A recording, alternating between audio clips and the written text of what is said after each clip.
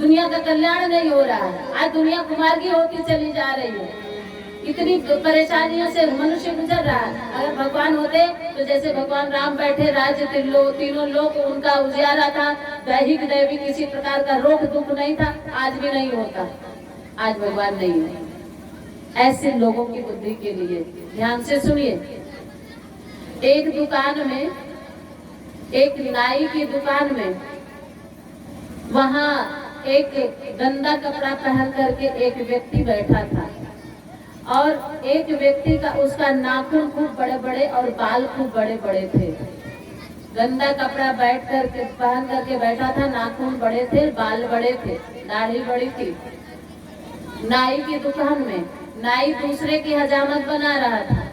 तो आपस में जब चाय की दुकान, नाई की दुकान अत्यधिक आप लोग बैठते हैं तो कुछ न कुछ चर्चा चलती रहती है। वहाँ आप लोगों का, भाई लोगों का एक अलग का पुराण चलता है। वो ये 18 पुराण से अलग होता है।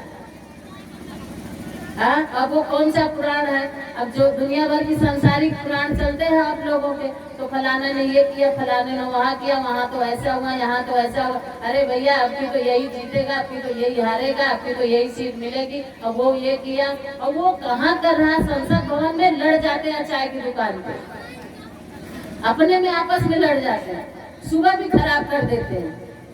तो नाई की दुकान पर चर्चा चल रही थी, तो उसने कहा, भैया हम तो नहीं मानते कि इस दुनिया में नाई और धोबी भी हैं। वो व्यक्ति जा रहा था और ये चर्चा चल रही थी, भगवान नहीं है दुनिया में। अगर होता तो आज दुनिया इतने दुखी नहीं रहती। तो वो जो महात्मा जी दुकान से गुजर रहे थे, नाई की दुकान से, तो वो उन्होंने कहा कि सुनिए, हम नहीं मानते कि इस दुनिया में नाई भी है और इस दुनिया में धोबी भी है। अब नाई कहने लगा, ही तो बाबा पागल हो गया, मैं यहीं पर प्रत्यक्ष हूँ, मैं यहीं पर प्रत्यक्ष हूँ। कह रहा नाई नहीं है दुनिया में।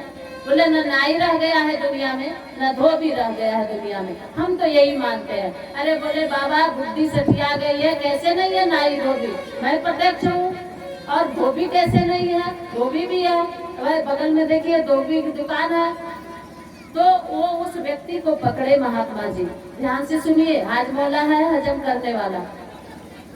उस व्यक्ति को पकड़े जिसका गंदा कपड़ा था, जिसके नाखून लंबे थे, जिसके दाढ़ी और बाल बड़े बड़े थे, उसको पकड़ के ले गए। बोले देखो भैया, अगर धोबी होता, अगर नाई होता तो इसके इतने लंबे लंबे नाखून नहीं होते। अगर दुनिया में नाई होता तो इसके इतने लंबे लंबे दाढ़ी और बाल नहीं होते। अगर धोबी दुनिया में होता तो इतने गंदे कपड़े इसके, बोलिए ना, होते नहीं होते। तो कहने लगा, अरे बाबा, नाई भी है, धोबी भी है, तो फिर इसके नाखून क्यों बड़े हैं भाई?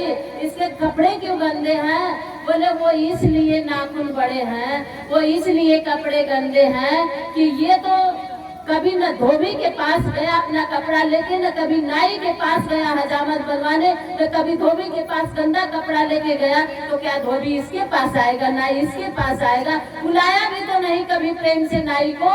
अगर बुलाया होता कि नाई मेरे घर आ जाओ, तो मैं आ गया होता, इसके घर नाई जाता और इसकी हजामत बना देता। मेरे बाबा, आप गलत फहमी में हो।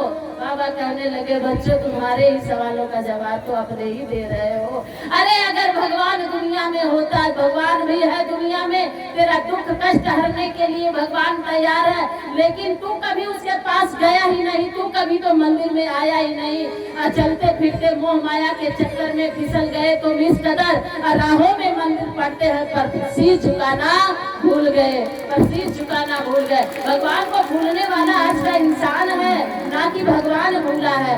भगवान तो वही है, आराधना नहीं है।